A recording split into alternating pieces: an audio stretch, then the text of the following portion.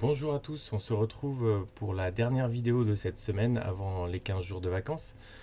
Je vous montre ce qui est prévu pour ce vendredi 9 avril. On commence d'abord par la dictée. Donc la dictée, vous écoutez bien la dictée, comme chaque jour, vous notez la date sur votre cahier, vous écoutez à votre rythme, hein. Ensuite vous l'écrivez sur votre cahier. Et une fois qu'elle est écrite, vous relisez bien plusieurs fois en écoutant les conseils. Alors il y aura peu de conseils aujourd'hui puisque ce sont des mots que vous avez déjà rencontrés toute la semaine et que donc vous êtes déjà entraîné à écrire. Voilà pour la dictée qui ne devrait pas être trop difficile ce matin. Ensuite, on enchaîne avec l'exercice de conjugaison. Donc toujours cette même fiche outil que vous avez sur le blog.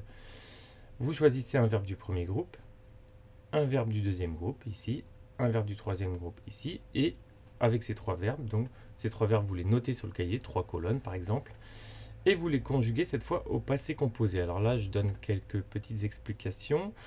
Vous avez sur le blog la fiche 9 de conjugaison et la fiche 10 de conjugaison, les fiches outils que je vous montre ici. Donc la fiche 9 c'est le verbe chanter au passé composé, et la fiche 10 c'est le verbe venir au passé composé. Donc vous voyez, ici il y a des différences. Ici par exemple nous avons j'ai chanté, tu as chanté, il a chanté, c'est l'auxiliaire avoir, le verbe avoir qui est utilisé, alors que pour le verbe venir, je suis, tu es, on est, c'est le verbe être qui est utilisé.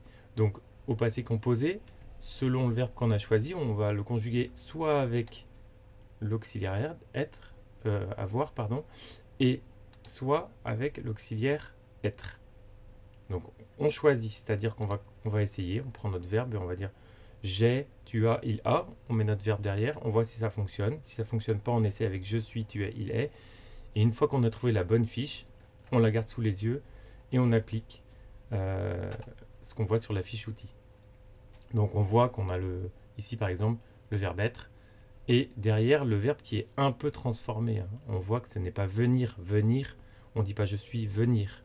Donc on le transforme un peu, ce qui fait qu'il est conjugué, hein. Sinon, s'il n'était pas transformé, il serait à l'infinitif, donc il ne serait pas conjugué. Donc voilà, ici ça se transforme en venu. Ici, c'est transformé également, hein. On entend le son et, sauf que quand il n'est pas conjugué, c'est ER. Ici, c'est E, E accent aigu. Donc il est également transformé aussi. Ça montre qu'il est conjugué. Voilà. Donc vous testez ça avec les verbes que vous avez choisis et en suivant les fiches outils, ça devrait fonctionner. Juste une dernière chose, on voit qu'ici, avec le verbe avoir, nous, vous, il y a plusieurs personnes et pourtant on n'a pas de S ici. Alors qu'avec le verbe venir, nous, vous, il y a plusieurs personnes et là on a un S. En fait, on va dire que il y a un accord ici, donc le verbe avoir fait barrage. Vous voyez qu'ici, ça ne s'accorde pas. Et le verbe être, lui, il laisse passer l'accord. Donc il n'y a pas de barrage avec le verbe être. Il faut mettre le S. Pas avec le verbe avoir. Voilà, c'était la petite précision. Ensuite, on a l'exercice de mathématiques, donc qui est la suite du problème sur les périmètres et le plan de la maison. Donc on veut mettre des plaintes dans le garage de cette maison.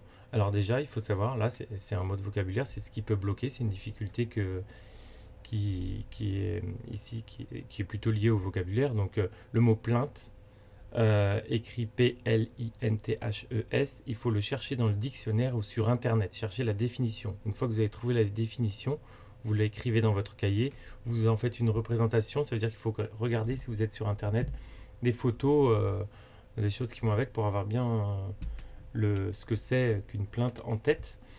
Et ensuite, une fois que vous avez bien mémorisé ça, vous regardez le plan de la maison, vous cherchez le garage, je ne vous le montre pas, c'est de la lecture de plan, hein. Donc vous cherchez le garage et vous regardez où est-ce qu'on va mettre les plaintes.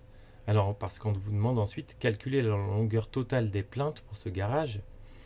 Donc, on va se demander, surtout, on observe bien, et on va se demander, on va se poser une question, est-ce qu'on va mettre des plaintes tout autour de la pièce? Alors, observez bien la pièce, et dites-vous, les plaintes, une fois qu'on sait ce que c'est, est-ce qu'on va en poser partout dans la pièce? Est-ce qu'on va faire vraiment tout le tour? Ça, c'est une bonne question à se poser. Donc, quand vous avez répondu à cette question, normalement, ça devrait aller tout seul, puisque quand on fait le tour, on a dit qu'on additionnait tous les côtés. Donc là, voilà, vous avez la mesure des côtés. Et voilà, je ne vous en dis pas plus. À vous de ne pas tomber dans le piège. Sinon, vous me posez des questions sur le blog. Ensuite, on a l'exercice de lecture pour Cyril. Donc même exercice qu'hier, mais avec une autre liste.